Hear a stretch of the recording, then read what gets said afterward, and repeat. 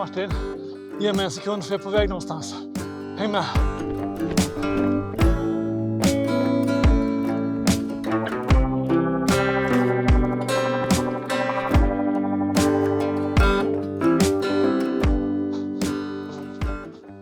Hej, så nu har jag kommit hit till toppen av Smörkull utanför Falkenberg. Här kan man få en fantastisk utsikt över delar av hubbbanan på en klar och fin dag. Men idag är inte en klar och fin dag så det är inte mycket utsikt att skryta om. Så vad ska jag snacka om då? Jo, den här, en av de viktigaste sakerna för oss ultra- och traillöpare.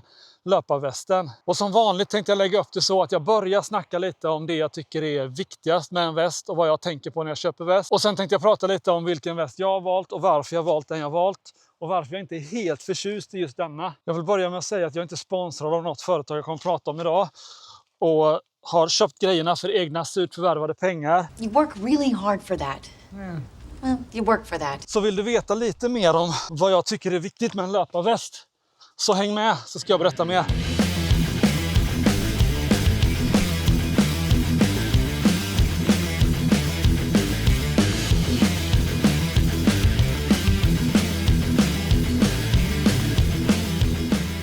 De två viktigaste egenskaperna hos västen är ju passform och rymlighet. Så låt oss börja med rymligheten. Där ska ju västen rymma allt som du kan tänkas behöva med dig på ditt lopp och på din träning. Hur mycket du behöver ha med dig beror ju på hur långt du ska springa och vilket väder det är.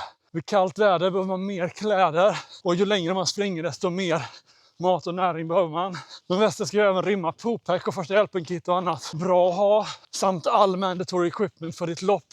Och där får du kolla beroende på vilket lopp du ska springa vad som krävs på just ditt lopp. Västen bör ha ett stort fack på ryggen där man lätt kan få in extra kläder och lite mer skrymmande grejer. Samt extra mat och sånt som man kan behöva senare under loppet. Så man kan förvara grejerna i det stora facket tills man behöver få fram dem. Men den bör också ha ett gäng mindre fack både fram till men även gärna vid sidan eller bak till. Där man kan förvara grejer som man vill kunna komma åt i farten utan att behöva lyfta av sig västen i onödan. För när den är tungt packad och man har mycket grejer så kan det vara rätt otympligt att få av och på den. Och man vill inte heller stanna i onödan och krångla med västen. Västen är inte bara förvaring utan den är även ett vätskesystem. Och jag rekommenderar att man har plats för åtminstone 2 stora halvlitersflaskor fram på. Som är lätta att ta bort och fylla på. Och när man har 2 stycken så kan man ha olika drycker i dem. Man kan ha en med vatten, en med sportdryck. Många västar har ju även blåsa bak. Det kan vara bra som ett alternativ. Jag har blåsa och har möjlighet att ha det på denna västen också. Men jag använder det väldigt, väldigt sällan. Möjligtvis mitt i sommaren om jag ska springa väldigt långt och ha extra vätska om det inte finns någonstans att fylla på. Men finns det bara någonstans att fylla på så föredrar jag absolut att ta halvlitersflaskorna. Och då tar jag hellre med mig en extra halvlitersflaska så jag kan fylla på så jag kan ha 1,5 liter vätska med mig. Mycket smidigare än att behöva hålla på med en blåsa. Det går även bra att ha dricka i en vanlig petflaska i ryggsäcken och sen fylla på de här halvlitersflaskorna fram på. Nästa steg var ju passformen. Det är viktigt att västen sitter bra. Den ska sitta åt på kroppen men inte trycka åt bröstkorgen så att det blir jobbigt att andas. Det är bra om man har ett fäste som är lätt att dra åt och släppa loss.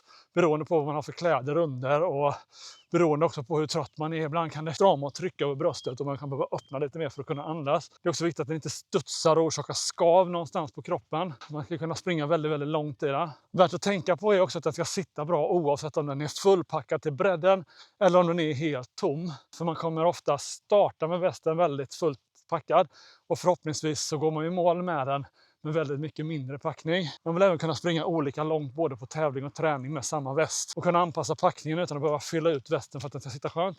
Och vad är det då för väst jag bär på mig? Jo, det här är Salomon Advanced Skin 12 2025 års modell.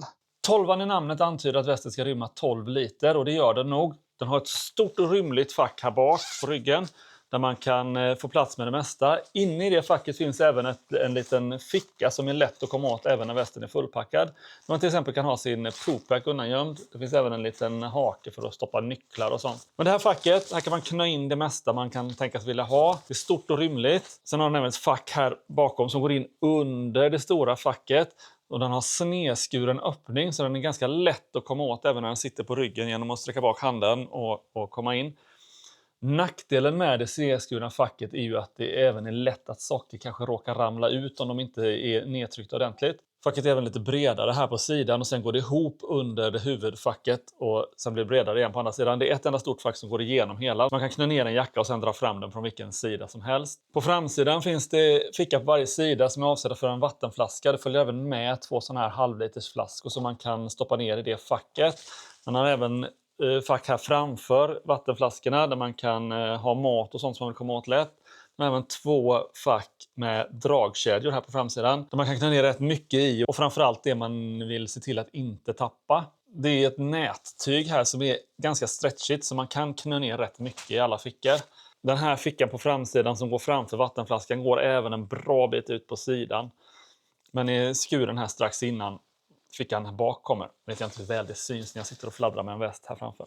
Den har även ett fack bakom det stora facket där jag tror det är meningen att man ska kunna trycka ner en vätskeblåsa på det här sättet med slang och grejer. Västen levereras även med ett antal sådana här gummisnoddar och den har ett gäng fästpunkter runt om västen där man kan flytta runt de här gummisnoddarna beroende på vad man vill fästa och var man vill fästa det. Nackdelen med den här 2025 års väst jämfört med 2022 års väst som jag också har, min gamla väst. Det är att det stora facket här bak är något större på den gamla västen. Men även lite slappt att den är gammal, men det är ändå något större. Det går längre ner.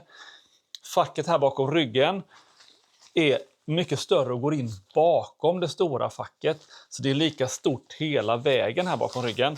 Och det är inte en sån snedskuren öppning till det här facket utan det är djupt även under armarna så man kan få plats med mycket mer saker runt hela kroppen.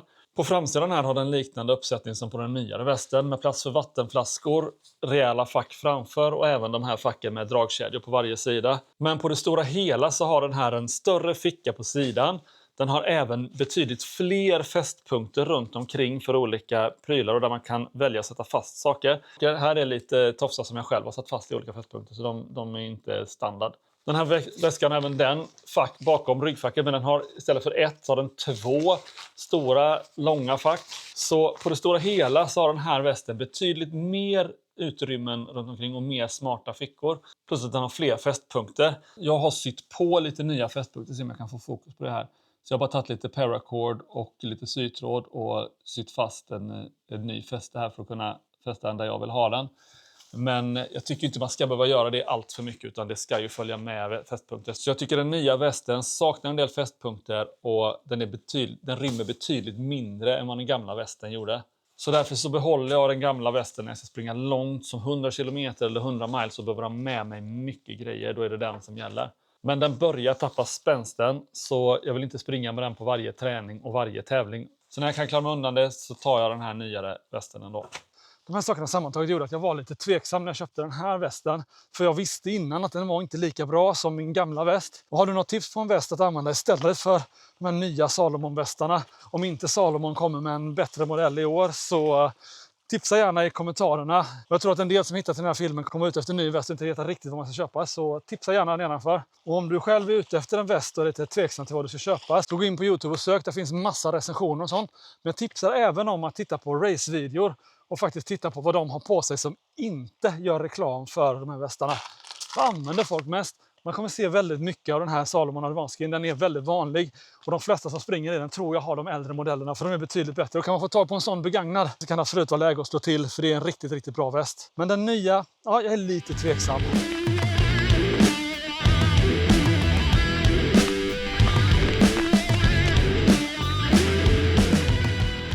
Man ska inte vara rädd för att modifiera sin väst. Din väst är din väst och du kan lätt sy på så som jag gjort till exempel som jag visade innan med fästpunkter här. Man kan sy på nya fästpunkter med lite paracord och är man hyfsat händig så är det inga större problem. Jag har även fäst lite sådana här snoddar och snören för att fästa olika grejer som jag har med mig när jag springer.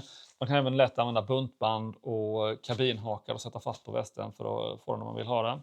På den här gamla västen har jag även fått laga och förstärka på vissa ställen där den har gått sönder. Och jag ska även byta ut de här snoddarna som håller fast flaskan för de börjar bli riktigt slappa. Så de ska byta ut mot ett nytt gummiband innan tävlingssäsongen börjar ordentligt. Förutom att modifiera västen genom att sy på nya saker så kan man även köpa tillbehör. Jag har till exempel det här kogrets från Salomon för att ha stavarna i på ryggen.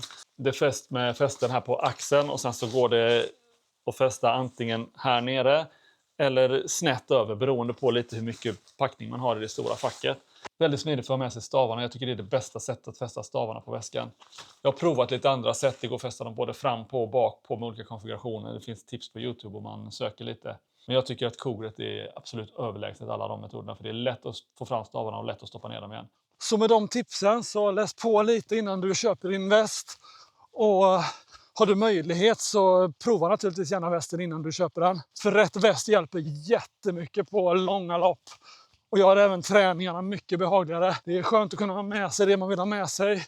Och på träningen är det skönt att kunna ha med sig lite fika ut och stanna och fika någonstans längs vägen. Det är det som är njutningen med ultralöpning, att man behöver inte ha så himla bråttom. Vill du se fler tips om prylarna jag använder på utanför löparspåret så glöm inte prenumerera.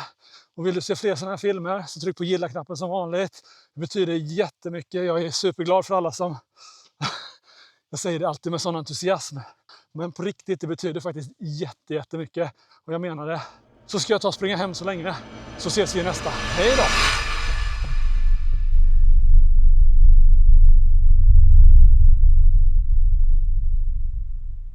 Så, that's a wrap.